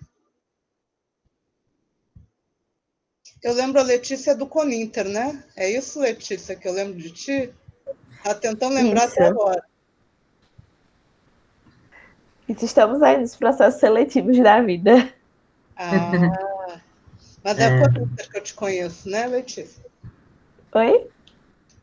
É do Coninter que eu te conheço, né? Sim, apresentei do CGT. Lembrei. Que agora sim a memória não funciona tão bem, né? Eu mesmo estava olhando para a Evilma, mas o que a Evilma está fazendo aqui? Não está na aula de desigualdades. Eu achei que ela era minha aluna de desigualdades. Acabei não falando os detalhes da minha pesquisa, mas também tem a ver com redistribuição, reconhecimento e representação. E eu fui orientada da professora Verônica.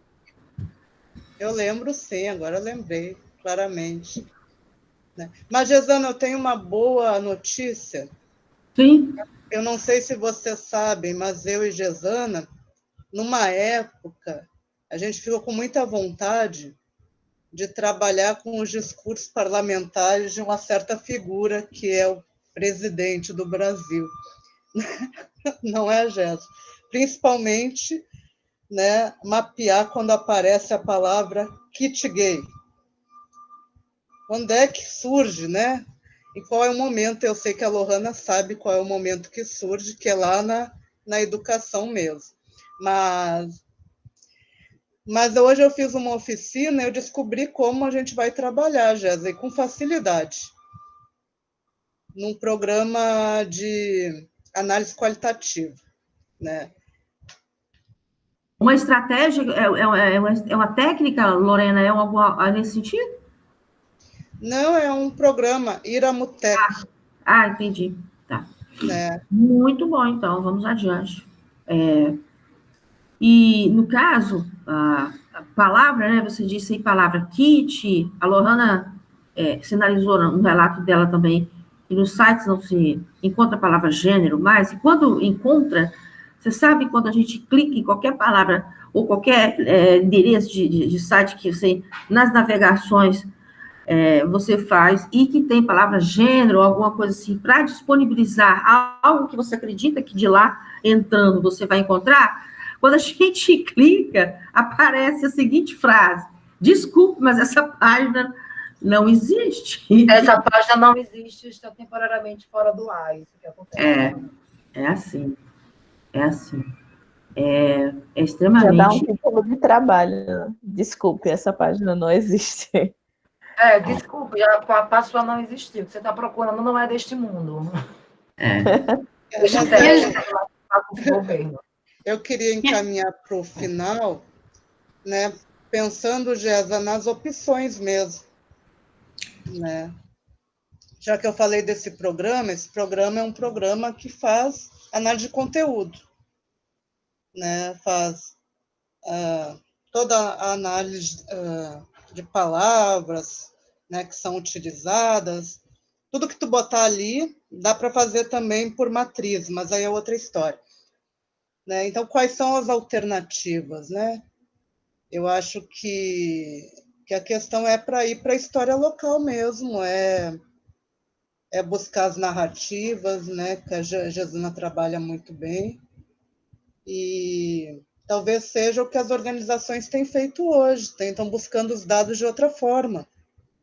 É o que a gente tem que fazer, é o que tem para agora, como diz os antigos ditados, é o que temos, então vamos arregaçar as mangas e começar de novo, ou, né, porque não dá para contar com o direito à informação e nem com dados do governo enquanto governança. Lorena, vamos adiante com essa ideia, e quem se te interessar, não é, em alinhar conosco, estar conosco para a produção dessa pesquisa, né, Lorena? A gente faz aqui o convite, tem um grupo narradores, tem a disciplina, a gente está sempre se encontrando. E calma que para fazer eu tenho que alinhar todo o discurso em linguagem Python. Mas isso é rápido. Depois eu vou rodar e vai. Deixa eu fazer isso. Mas o que eu quero dizer com tudo isso é que a gente vai ter que construir os nossos bancos de dados. A gente vai ter que dominar a linguagem, dominar a data science. A gente vai ter que catar esses dados, gente. Ensinar o algoritmo. Gente, não estou brincando, não. Né? Mas é o que está se abrindo, né? Em repensar realmente a forma de dados.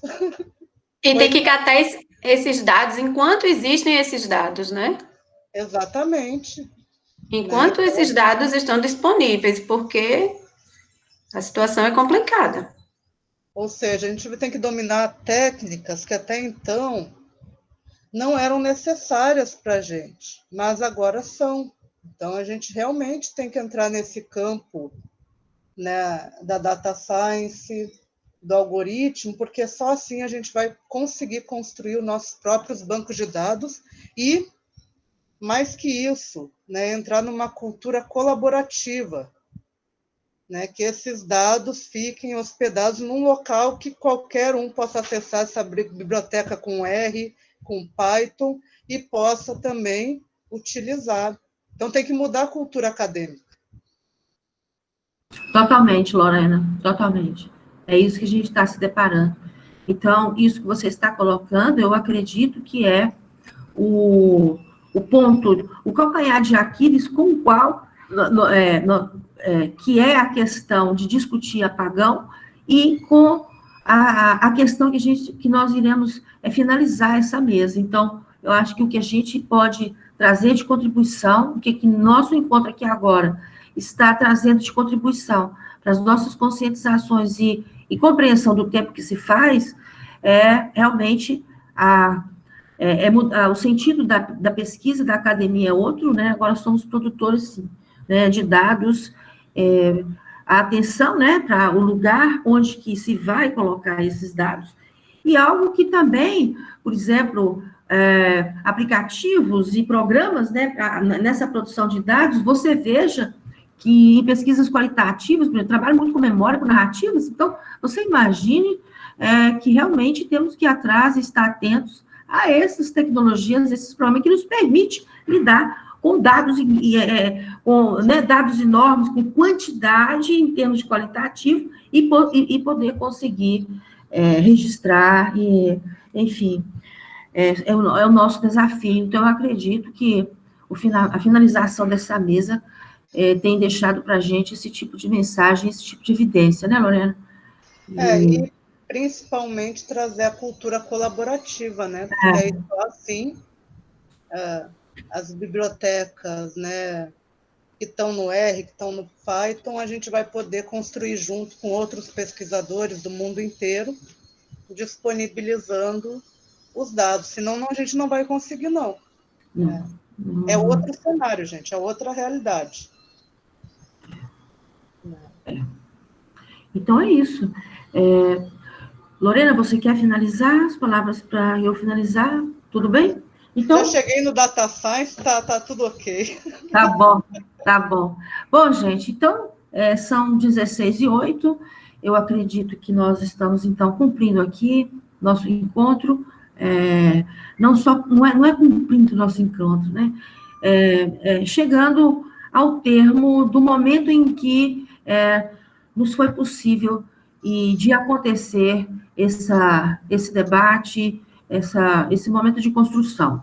Então, eu agradeço novamente a todos vocês, os que trouxeram aqui seus relatos, os que também estão presentes aqui, né, não ficaram aí ouvindo e tal, mas eu acredito que, somos 16 numa sala como essa, uma mesa, é um número bastante significativo, em relação, não é, ao que a gente está discutindo e a consciência que a gente precisa ter desses tempos. Então, assim, muito obrigada, espero que possamos nos encontrarmos brevemente em outras ocasiões, lidando com esse mesmo assunto, encontrando alternativas, e aquilo que Lorena está dizendo, a cultura colaborativa, né? Então, é uma cultura não só colaborativa na construção de dados, mas um tipo de cultura que tenha esse aspecto moral, uma nova moralidade, né, que é a construção de uma outra realidade que nos está sendo permitida, nos está sendo solicitada a partir de outros imperativos, de outros instrumentais. E é uma oportunidade de construção de uma nova sociedade, quem sabe, não é? Então, nós estamos aqui no olho do furacão.